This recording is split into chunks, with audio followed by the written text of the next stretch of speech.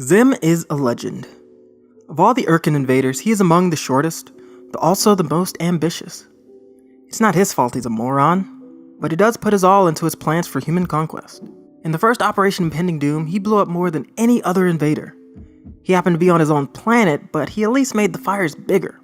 And everyone knows that bigger is better. Zim has the most active Sir unit for a sidekick to help him along. And when he's told to be competent, he's too competent. He even maintains a direct line of contact with the almighty Tallest to keep them updated on his plans. With all this, he has the recipe for success, to be the best he can be. But the real question is, what is the worst episode of the timeless classic, Invader Zim?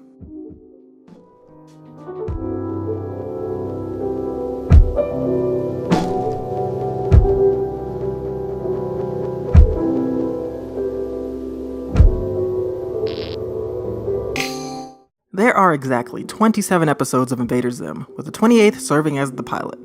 But with all those episodes, the show remains unfinished. Invader Zim is not a complete story, and that's why Enter the Florpus exists. And because of Enter the Florpus, this video exists. Nickelodeon and Joan and Vasquez decided to dust off Invader Zim and finally finish telling its devoted audience how it ends, outside of unused audio from unaired episodes. It's very much like the 5th season of Samurai Jack. Cartoon Network and Tartakovsky put Samurai Jack on hold for 13 years and finished it in 2017 with the last 10 episodes airing on Adult Swim. It's everything a fan could ask for, closure.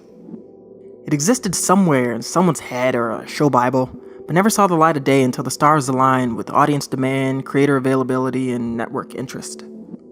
Here I'm again talking about Samurai Jack, 3 videos in a row? Anyway, Invader Zim is no different. Enter the Florpus is a continuation of the Invader Zim story, and if it doesn't completely wrap the narrative, hopefully it serves as a primer for a true ending in episodic form. Whatever it is, I'm very much looking forward to finally experiencing the end. So let's take a look at where Invader Zim began.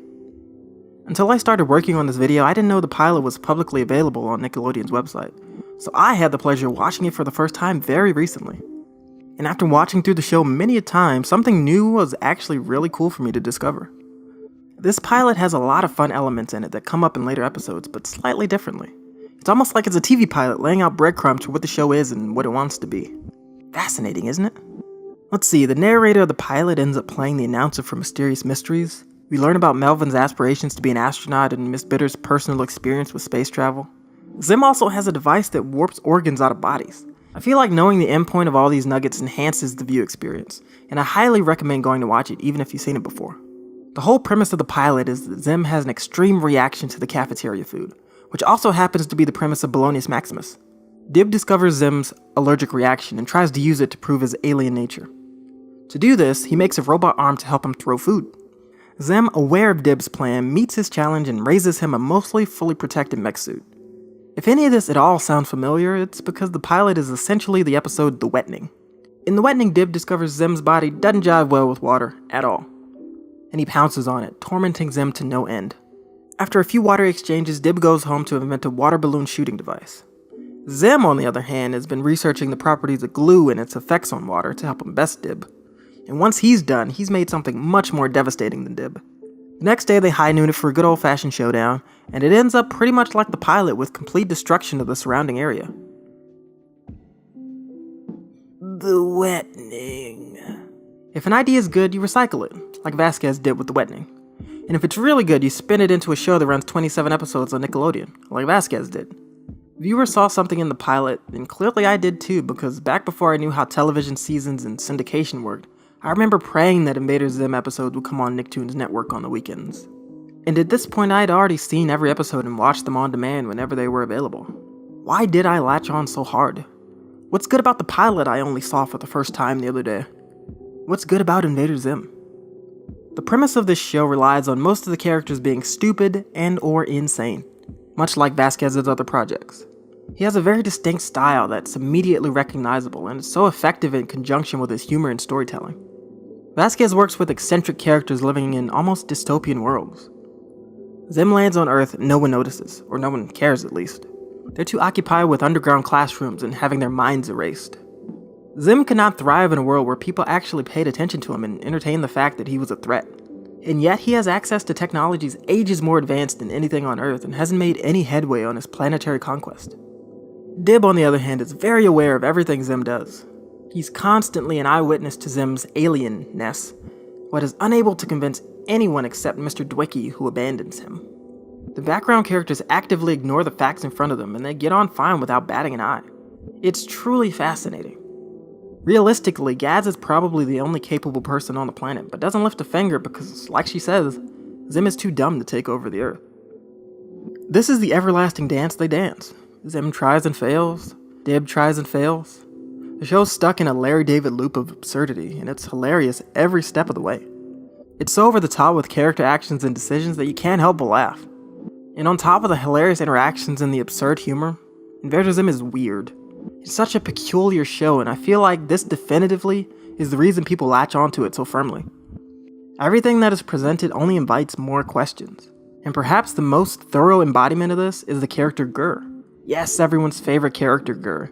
He's a free spirit that does what he wants when he wants. He doesn't think before he acts. He doesn't sweat the complicated things in life. He loves pigs, watching TV, and goes dancing every now and then. He's almost the constant that makes all the other crazy seem plausible. So when Zim decides to send his entire class to a dimension with a moose because they're bullying him, no one bats an eye. Let's not forget the 7-year-old infant Nugums that turns out to be a different race of alien stuck on Earth with the rest of his crew. Plague of Babies is a doozy of an episode, and its weirdness is still nothing compared to the man who believes his body's been fused with a chicken mascot suit, along with all the hordes of people who also believe his body's been fused with a chicken mascot suit. It's this type of weirdness that Invader Zim thrives in. It's what you remember immediately when someone says, yo, you're not gonna believe it, but Invader Zim's coming back with a movie. Every episode of the show has at least one laugh out loud moment. It'll catch you off guard and you won't be sorry. Too bad it's time for the hideous, horrible, filthy, disgusting worst episode. And I'm sorry to say, it's The Girl Who Cried Gnome. This episode is stupid. And don't get me wrong, stupid Invader Zim is good Invader Zim. It's supposed to lean into the stupidity. But Movie getting stuck in front of Zim's lawn is really stupid. This is my boiling point for how much ignorance I can tolerate. An alien's home is being broadcast to the nation, but all anyone cares about is a girly ranger desperate for attention. This is Dib's latest best chance to expose Zim, and still no one listens. There's only so much disbelief that you can suspend. The episode does, however, create a pretty dope commentary about parasitic politicians and social media narcissists, if only briefly. And it ends like every Invader Zim episode should, with pain, fear, and despair. Well, there you have it. Here's the worst episode of Invader Zim. Right on time for you to catch up and prepare for Enter the Florpus. Are you looking forward to Zim's return? What are your personal bests and worst of Invader Zim? Let us know down in the comments, and for more videos like this, subscribe to Stunt Club Soda and keep coming back for those uploads.